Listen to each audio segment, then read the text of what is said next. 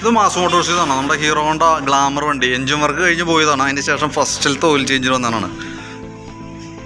ഫസ്റ്റിലത്തെ oil ചേഞ്ചും അതേപോലെ തന്നെ filter cleaning, rotor filter cleaning അതൊക്കെ ചെയ്യാനായിട്ടും, അതേപോലെ എഞ്ചിൻ്റെ ബാക്കിത്തെ എഞ്ചിൻ ടൂണിങ്, വാൽവ് കാര്യങ്ങൾ, ലൂസോ കാര്യങ്ങളൊന്നും ഉണ്ട്. അപ്പോൾ ഡീറ്റെയിൽ ആയിട്ടൊന്ന് ചെക്ക് ചെയ്യാൻ, എഞ്ചിൻ ഭാഗം ഒന്ന് ചെക്ക് ചെയ്യാനൊക്കെ വേണ്ടിയിട്ടാണ് ആദ്യത്തെ ഒരു മാസം അല്ലെങ്കിൽ ഒരു 1000 കിലോമീറ്റർ നമ്മൾ പറയണം കേട്ടോ. വണ്ടി അത്യാവശ്യം ഓട്ടോ ഉള്ളതുകൊണ്ട് തന്നെ കിലോമീറ്റർ ബേസിൽ പെട്ടെന്ന് വരും നമുക്ക് ഈ വണ്ടി.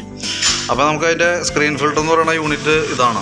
നമ്മൾ നോക്കുന്ന സമയത്ത് അത്യാവശ്യം ബ്ലോക്ക് ഉണ്ട് കേട്ടോ. കാരണം എന്താ വെച്ചാൽ അതിൻ്റെ ഉള്ളിൽ നമ്മൾ ഈ കോട്ടൺ വേസ്റ്റൊക്കെ ഉപയോഗിക്കും. അപ്പോൾ മാക്സിമം നമ്മൾ ക്ലിയർ ചെയ്തിട്ടാണ് ശ്രദ്ധിച്ചാണ് ചെയ്യണമെങ്കിൽ കൂടി അത്യാവശ്യം എവിടെയെങ്കിലുമൊക്കെ നമ്മൾ ഈ തുടയ്ക്കുക പിടിക്കുകയൊക്കെ ചെയ്യുമ്പോൾ ആ ചെറിയ പൊടി പോലെയൊക്കെ ഉണ്ടെങ്കിൽ അതൊക്കെ ഫിൽറ്ററിനകത്ത് വരും.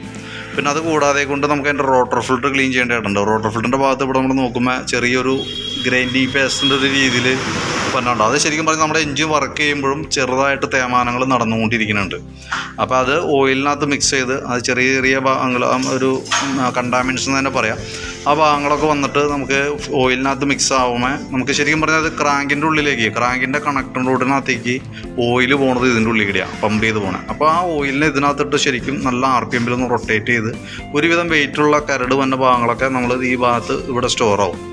അപ്പോൾ അത് കൂടി കൂട്ടത്തിൽ ക്ലീൻ ചെയ്ത് പോകുന്നുണ്ട്. ഇത് ശരിക്കും പറഞ്ഞാൽ നമുക്ക് screen filter cleaning 2 മാസമല്ല 2 oil change കഴിഞ്ഞ് 3ാമത്തെ ഓയിൽ ചേഞ്ച്. ഇനിയിപ്പോൾ അടുത്തതിൻ്റെ പിന്നത്തെ ഓയിൽ ചേഞ്ചിന് മാറ്റുന്ന സമയത്ത് ഓയിൽ മാറ്റുമ്പോൾ ഇതേപോലെ തന്നെ നമ്മൾ ചെയ്യുകയാണെങ്കിൽ, അതായത് സ്ക്രീൻ ഫിൽട്ടർ കാര്യമായിട്ട് ബ്ലോക്ക് ആവില്ല, പക്ഷേ ഇതിനകത്ത് ഈ പറഞ്ഞ അഴുക്കുണ്ടാവും.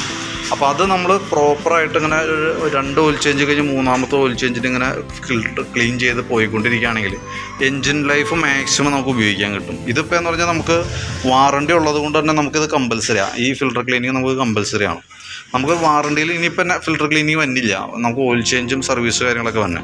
പക്ഷേ എങ്കിൽ കൂടി ഞാൻ പറഞ്ഞല്ലോ, ഈ 2 ഓയിൽ ചേഞ്ച് കഴിഞ്ഞ് ഇനിയത്തെ 2 ഓയിൽ ചേഞ്ച് കഴിഞ്ഞ് 3ാമത്തെ ഒരു ഓയിൽ ചേഞ്ച് വന്ന സമയത്ത് സെയിം ഇതേ പ്രൊസീജിയർ ചെയ്യുകയാണെങ്കിലുള്ള ബെനിഫിറ്റ് എന്ന് പറഞ്ഞാൽ ഇതിനകത്ത് ഈ അഴുക്ക് വന്നിട്ട് ഇച്ചിരി കൂടിയിട്ടുണ്ടാവും. അത് ക്ലീൻ ചെയ്ത് പോകുകയാണെന്നുണ്ടെങ്കിൽ പിന്നീടും അതിനകത്ത് കറക്റ്റായിട്ട് വന്ന് അടിഞ്ഞോളും.